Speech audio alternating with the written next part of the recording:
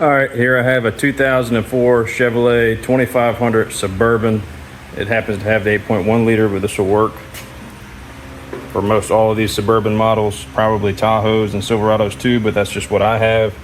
I'm replacing the driver's side blend door actuator. The two driver's side vents are blowing really hot air while the two passenger side are blowing cold, and then occasionally it'll start working again, and then occasionally it won't. So I got this from the local Napa. To replace it is pretty easy. I just took the lower panel off, which is 1, 2, 3 7mm screws. All three of them off. One's here, one's in the middle, and one is way over there. I have the center console, so it makes this a little bit harder, but once I got all three of those out, I was able to pull this whole unit out of the way. The actuator itself for the two golds, they're 7/32. There's one on either side, and then this one is actually just a pin, so it's only two. That's the old one right there, still hooked in. I'm going to set the position. See how this one is perpendicular? In my current setting, this one is not.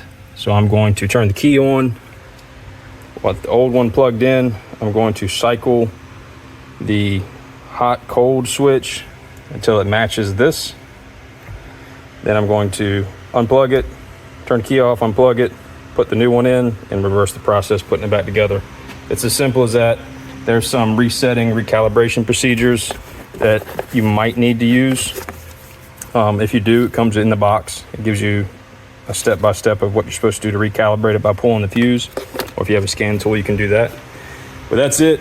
That's what you do if your driver's side hot and cold switches are not operating correctly. Mine currently, most of the time when I put it on cold, it blows hot air, but I still have cold air on these two. So if you have that problem, it's under the passenger side footwell. It's located way up in here.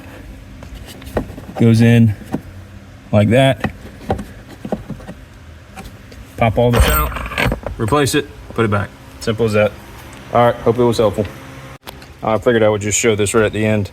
So like I said, I hooked the old one back up. Since mine's still working, I can still do it. Ignition key on, I had it on the coldest setting. I turned it to the medium setting, which was straight across. Unplugged, plugged in the new one, which was already on the medium setting. Plugged it back in, turned the ignition key back on, ran it back down to cold.